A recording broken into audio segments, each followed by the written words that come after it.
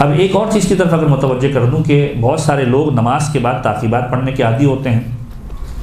عمومی طور پر تسبیحات اربعہ اور مختلف چیزیں ہم پڑھتے ہیں اور معصورہ ہیں. تسبیحات اربعہ کے اعتبار سے تو روایتیں بھی موجود ہیں، اور خود تسبیح جناب سیدہ کے اعتبار سے بھی روایت موجود ہے کہ جو شخص اس کی تلاوت کرتا ہے نماز کے بعد بے شمار ثواب اس کو ملتا ہے. بلکہ چھٹے امام کی روایت یہ ہے کہ جس طریقے سے ہم اپنے بچوں کو، ایک شخص امام کے پاس آیا اور جناب سیدہ کی تسبیح کے بارے میں سوال کیا تو امام نے فرمایا کہ انا نأمر صبیاننا بتسبیح فاطمۃ الزہرا کما نأمر بالصلاۃ، کہ ہم اپنے بچوں کو تسبیح فاطمۃ الزہرا کی اسی انداز سے تعلیم دیتے ہیں جس طریقے سے ہم اپنے بچوں کو نماز کی تعلیم دیتے ہیں. یعنی جتنی امپورٹنس ہم نماز کو دیتے ہیں بچوں کو سکھانے کے لیے، اتنی ہی امپورٹنس ہم اپنے بچوں کو تسبیح فاطمۃ الزہرا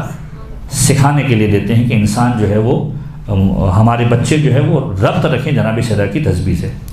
تو عمومی طور پر سورہ کے پڑھنے کی تلاوت کے بارے میں ہم نے عرض کیا. ایک عمل کے جو خاص طور پر تعقیبات کے اعتبار سے روایتوں کے اندر وارد ہوا ہے اور جس کا تذکرہ اس انداز سے ملتا ہے کہ ہر نماز کے بعد، ابھی چونکہ سورہ سے متعلق لحاظ عرض کیا جا رہا ہے اور ایک اچھی روایت ہے کہ جو تاریخ نے لکھی ہے کہ نماز کے بعد سورہ مبارکہ حمد کی تلاوت کی جائے، آیت الکرسی کی تلاوت کی جائے اور 2 مختلف آیتوں کی تلاوت کی جائے. وہ 2 آیتیں کون سی ہیں؟ سورہ مبارکہ آل عمران کی 26ویں آیت اور سورہ مبارکہ آل عمران کی 18ویں آیت. سورہ مبارکہ آل عمران قرآن مجید کا 3را سورہ ہے اور اس کی آیت نمبر 26 جو ہے اس میں پروردگار عالم اس انداز سے ارشاد فرماتا ہے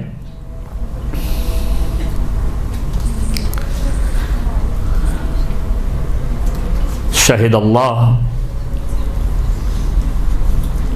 ایک درود پڑھی محمد و آل محمد پر.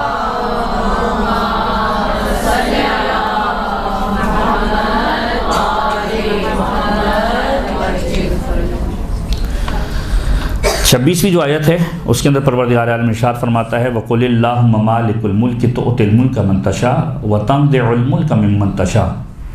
وَتُعِزُّ مَن تَشَاءُ وَتُذِلُّ مَن تَشَاءُ بِيَدِكَ الْخَيْرُ إِنَّكَ عَلَى كُلِّ شَيْءٍ قَدِيرٌ. 26ویں آیت اور پھر 18ویں آیت کے بارے میں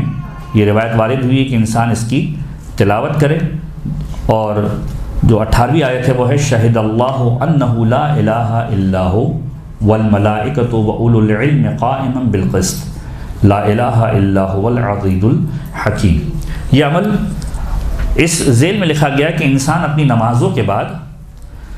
پروردگار عالم کی بارگاہ میں دعاؤں کے لیے ہاتھوں کو بلند کرے، اور دعاؤں کے اندر جو روایتوں کے جملے ہیں کہ پروردگار عالم سے کم 4 سوال ضرور کرے. اور اسی زمین کے اندر پھر یہ عمل تحریر کیا گیا کہ ختمی مرتبت سے یہ روایت موجود ہے کہ پروردگار عالم، اور امیر کائنات سے بھی یہ روایت موجود ہے کہ پروردگار عالم 4 چیزوں کو سننا چاہتا ہے انسان سے نماز کے بعد، کہ وہ 4 چیزوں کا خدا سے سوال کرے. پہلی چیز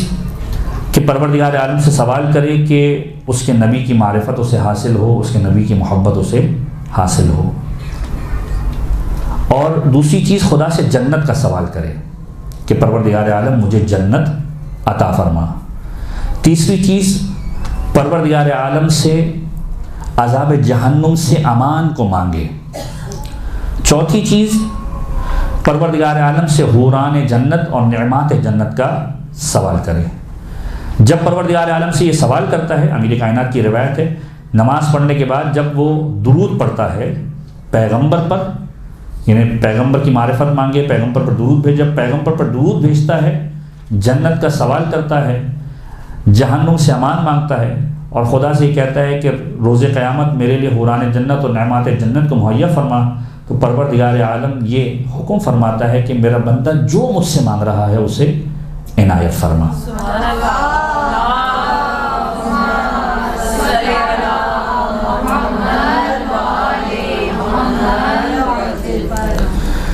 اور پھر روایت اس انداز سے بھی ہے کہ جب یہ شخص نماز کو مکمل کرتا ہے تو پروردگار عالم ان ساری چیزوں کو اس کے لیے مہیا کر دیتا ہے، اور اگر نہ مانگے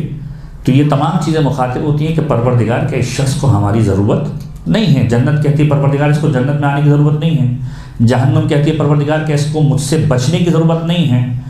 نعمات جنت سوال کرتی ہے پروردگار عالم کیسے نعمات جنت کی ضرورت نہیں ہے. تو یہ وہ 4 چیزیں ہیں جس کے بارے میں کہا گیا کہ نماز کے بعد انسان سوال کرے. اور اسی کی ذیل کے اندر یہ عمل بیان کیا گیا کہ نماز کے بعد خداوند متعال سے اس انداز سے دعاؤں کو مانگا جائے کہ قرآن کریم کی مختلف سورہ مختلف آیتوں کی تلاوت کی جائے، جس کے اندر سورہ مبارکہ حمد، آیت الکرسی،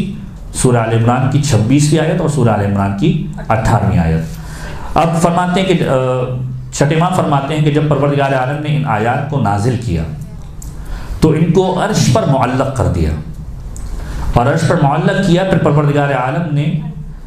ایک مرتبہ جب عرش پر معلق کر دیا تو ملائکہ نے سوال کیا کہ اے میرے پروردگار ان آیتوں کو کہاں پر لے کر جائیں؟ تو پروردگار عالم نے کہا کہ ان آیتوں کو خطا اور گناہ کرنے والے لوگوں کی جانب لے کر چلے جاؤ. اور پھر فرمایا کہ جب زمین پر پہنچ جائے تو میری عزت و جلال کی قسم کھا کر میں یہ کہتا ہوں کہ جو ان آیتوں کی تلاوت کرے گا آل محمد اور ان کی شیعہ میں سے ہر نماز کے بعد جو نماز ان پر فرض کی گئی ہے تو پروردگار عالم ہر روز ان پر 70 مرتبہ اپنی نظر رحمت کرے گا، 70 مرتبہ اپنی نظر رحمت کرے گا اور ان کی 70 حاجتوں کو پورا فرمائے گا. یہ آیت الکرسی، الحمد اور سورہ آل عمران کے فضائل کے اندر سے بھی ایک یہ روایت ہے جو عمومی طور پر بیان کی جاتی ہے. اور پھر فرمایا کہ پروردگار عالم ان اعمال کو قبول کرے گا کہ جو اس نے انجام دیے ہیں، اس سے گناہوں کی مغفرت فرمائے گا. تو یہ ایک مختصر عمل اس عنوان سے موجود ہے. اسی کے علاوہ ایک اور عمل نماز کے بعد کہ ہر نماز کے بعد انسان آیت الکرسی کی تلاوت کرے. یہ آیت الکرسی وہ عمل ہے کہ جس کے بارے میں ائمہ تعین کی بے پناہ روایتیں موجود ہیں. یہاں تک اس عنوان سے موجود ہے کہ اگر انسان قبرستان میں داخل ہو رہا ہے، من دخل علی المقابر، روایت کے جملے ہیں کہ اگر کوئی شخص مقبرے میں داخل ہو، قبرستان میں داخل ہو، آیت الکرسی کی تلاوت کرے. آیت الکرسی کی تلاوت کرنے کے سبب ہمارے یہاں مختلف قرآن کریم کی سوروں کی جو رواج ہیں، سورہ ملک کے بارے میں ملتا ہے، سورہ مبارکہ یاسین کے بارے میں بھی ملتا ہے. روایت اس انداز سے بھی ملتی ہے کہ جو شخص مقبرے کے اندر داخل ہو آیت الکرسی کی تلاوت کرے، پروردگار عالم جتنی قبریں موجود ہیں ان کے برابر اس پڑھنے والے کو بھی ثواب دے گا اور ان قبور پر بھی اپنی نظر رحمت فرمائے گا. پھر آیت الکرسی کے اعتبار سے کہ یہ وارد ہوا ہے روایتوں کے اندر کہ جو شخص آیت الکرسی کی تلاوت کرے صبح، شام، رات، اس حوالے سے تو الگ الگ روایت ہے کہ رات کو جو تلاوت کرتا ہے رات میں امان پا جاتا ہے، اشرار سے نجات پاتا ہے. جو دن میں تلاوت کرے وہ دن کے اشرار سے نجات پاتا ہے. پھر فرمایا کہ اگر کوئی شخص آیت الکرسی کی نماز کے بعد تلاوت کرے، ہر واجب نماز کے بعد اگر تلاوت کرتا ہے تو پروردگار عالم اس کی نماز کو قبول فرماتا ہے اور وہ پروردگار عالم کی امان میں آ جاتا ہے. اور جب اس کی روح کو قبض کیا جاتا ہے تو پروردگار عالم اس سے محبت و شفقت سے کام لیتا ہے. اور پھر فرمایا کہ اگر جو شخص تلاوت کرتا ہے وہ گویا ایسا ہے کہ جو انبیاء کے ساتھ جہاد کرتے ہوئے شہید ہو گیا. اور پھر اس انداز سے روایت کے جملے ملتے ہیں کہ ایسے شخص کو جنت میں داخل ہونے سے کوئی چیز نہیں روک سکتی مگر یہ کہ موت اس کا راستہ روک لے، موت ہی نہ آئے. ایسا شخص جنت میں داخل ہوگا کہ جو نماز کے بعد آیت الکرسی کی تلاوت کرتا ہوگا. پروردگار عالم اس کے پڑھنے والے کو ایسا قلب عطا کرے گا کہ جو شکر کرنے والوں کا قلب ہے، نبیوں کا اجر عطا کرے گا، صدیقین کے عمل کی جزا عطا کرے گا اور اپنے دست کرم کو، اپنے دست رحمت کو اس کے اوپر پھیلا دے گا. تو انسان اس عنوان سے متوجہ رہے کہ یہ چھوٹے چھوٹے عمل جو انسان اپنی زندگی کے اندر انجام دیتا ہے اس کی ایک خاص اہمیت ہے اور اس کا ایک خاص ثواب ہے. تو آیت الکرسی کے اعتبار سے یہ جملہ آپ کی سماعتوں کی نظر کیا گیا.